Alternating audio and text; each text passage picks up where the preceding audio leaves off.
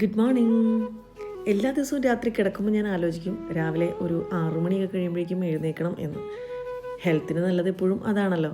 പക്ഷേ എഴുന്നേറ്റപ്പോൾ സമയം ഒത്തിരി വൈകി. ഇതാ റൂമിലെ ക്ലോക്കിലേക്ക് നോക്കിക്കഴിഞ്ഞാൽ കറക്റ്റ് സമയം പിടിയിട്ടും 8:30.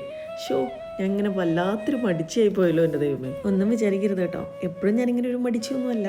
സ്കൂളൊക്കെ തുറക്കുമ്പോഴേക്കും ഞാൻ നേരത്തേക്ക് എഴുന്നേൽക്കും. വെക്കേഷൻ ആയതുകൊണ്ടാണ് ഇത്രയും മടിച്ചായി പോണത്. രാവിലെ എഴുന്നേക്കാൻ എന്നേക്കാളും മടിച്ചിയും ഉറക്കപ്രാന്തിയും ദേ കിടക്കണം പാറക്കുട്ടി. അവൾ മിനിമം 10:30 ആവാതെ എഴുന്നേൽക്കൂല. അതങ്ങനെ രാത്രി ഉള്ള കണ്ട കൊറിയൻ സിനിമകളൊക്കെ കണ്ട് ഇങ്ങനെയേ കിടക്കും. എനിക്കിരിക്കാനൊന്നും പറ്റില്ല കേട്ടോ. ഇങ്ങനെ കുറേ സോംബി പടങ്ങളും അങ്ങനെ അവൾക്ക് ഭയങ്കര ഇഷ്ടമാണ്.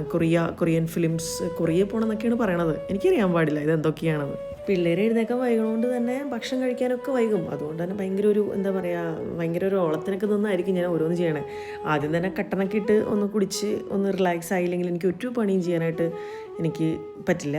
രാവിലെ തന്നെ പാറുക്കുട്ടി പറഞ്ഞത് ദോശ വേണമെന്നാണ്. ഞാൻ കഴിഞ്ഞ ഒരാഴ്ചയായിട്ടോ ദോശ ഉണ്ടാക്കിയിട്ടുണ്ടായിരുന്നില്ല. അപ്പോൾ പാറു പറഞ്ഞു എനിക്കമ്മേ നാളെ ദോശയും തക്കാളി ചട്നിയും വേണമെന്ന് പറഞ്ഞ കാരണം ഞാൻ ഇന്നലെ ഈ ദോശ മാവൊക്കെ അരച്ച് സെറ്റാക്കി വെച്ചിട്ടുണ്ടായിരുന്നു. നന്നായിട്ട് പൊന്തി കിട്ടിയിട്ടുണ്ട്. ചായയൊക്കെ കുടിച്ചതാ ഇങ്ങനെ റിലാക്സ് ചെയ്തിരിക്കുമ്പോഴായിരിക്കും ആവശ്യമില്ലാത്ത എവിടെ നിന്നൊക്കെയോ കുറേ ചിന്തകൾ കയറി വരും.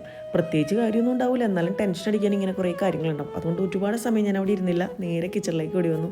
ദോശ ചുടാനായിട്ട് സ്റ്റാർട്ട് ചെയ്തിട്ടുണ്ട്. അനന്തോട്ടം കിടക്കുന്നത് മുകളിലത്തെ റൂമിലാട്ടോ. ഇതിന് മുമ്പ് ആരൊക്കെയോ ഇങ്ങനെ കമൻറ്റ് ചെയ്തിട്ടുണ്ടായിരുന്നു ഒരു വീഡിയോയിൽ. രണ്ടുപേരും കൂടി ഒരു റൂമിൽ ഇങ്ങനെ കിടന്ന ഒരു വീഡിയോ കണ്ടു കഴിഞ്ഞപ്പോൾ ഭയങ്കര പറഞ്ഞു രണ്ടുപേരും ഒന്നിച്ച് കിടത്തരുതെന്ന്. വല്ലപ്പോഴും മാത്രമായിട്ട് അവർ ഒന്നിച്ച് കിടക്കണേ, അല്ലെങ്കിൽ അങ്ങനെ കിടക്കലൊന്നുമില്ല. രണ്ടുപേരും 2 റൂമിൽ തന്നെ കിടക്കും. കിച്ചൻ ഡ്യൂട്ടീസ് കഴിഞ്ഞപ്പോഴത്തേക്കും ഞാൻ ഈ യൂട്യൂബ് ഓപ്പൺ ചെയ്തപ്പോൾ കണ്ടത് പ്രിയമാനവളെ ഫിലിംസിൻ്റെ ഒരു ക്ലൈമാക്സിനാണ്. 10-20 മിനിറ്റ് ഉണ്ടായിരുന്നു. എന്താണെന്നറിയില്ല, ഞാൻ മുൻപേ പണ്ട് കണ്ട പടമാണ്. പക്ഷെ എന്നാലും അത് കണ്ടപ്പോൾ വീണ്ടും കാണാനൊരു മോഹം. അതവിടെ ഇരുന്ന് അത്രയും സമയം ഞാനത് കണ്ടു കേട്ടോ. അത് കഴിഞ്ഞിട്ടാണ് ഞാൻ എഴുന്നേറ്റ് പോയത്.